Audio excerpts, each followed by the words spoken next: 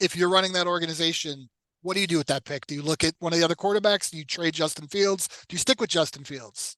Oh, I'm definitely going to trade Justin Fields because I think at the end of the day, it's still a passing league and you have to throw the football effectively. And Justin Fields, look at his fourth quarters, turns the ball over.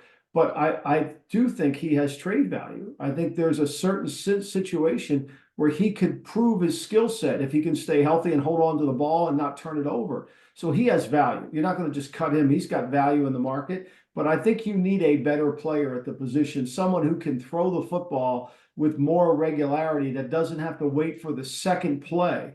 This is what happens is he's better when the play breaks down and we get to the second play as opposed to the play called in the huddle. And then if they do move on and you have that pick, is there a quarterback that you like the most out of the guys out there? It's so early, but I think a lot of it is getting comfortable with the player. Look, you're going to put your name on this guy. This guy's going to represent your franchise. You got to make sure he's the hardest worker. You got to make sure he's a great leader. I'm not sure I know the answer to those questions. I think Drake May, Caleb Johnson certainly deserve a lot of Michael Penix.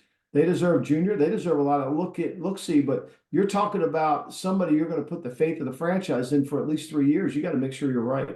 It seems like a year ago, Caleb Williams was the consensus if he had come out last year and it maybe Yeah, didn't go as planned. So a lot can change up till the yeah. draft. Well, I think a lot of it's got to come down, sit down with Caleb. I mean, the whole thing about I want to be an owner, I want percentage of the team, is that him or is that his agent? I think there's a lot of things you got to get cleared up before you can really say what kind of person are we dealing with. That's so important. Remember, I think when you look back on some of these situations, the quarterback not being able to relate to the team has been as much a problem as the talent of the quarterback. I mean, he's the great. It's funny. His job is in jeopardy. Robert Sala's job is fine. Everything's good. No, nothing's wrong there.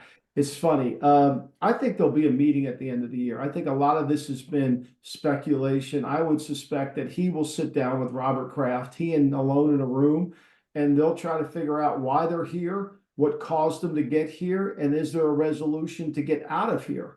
And at that meeting, I think there'll be a decision. I really have a hard time believing that you can replace the greatest coach of all time and just fire him and think everything's going to be fine.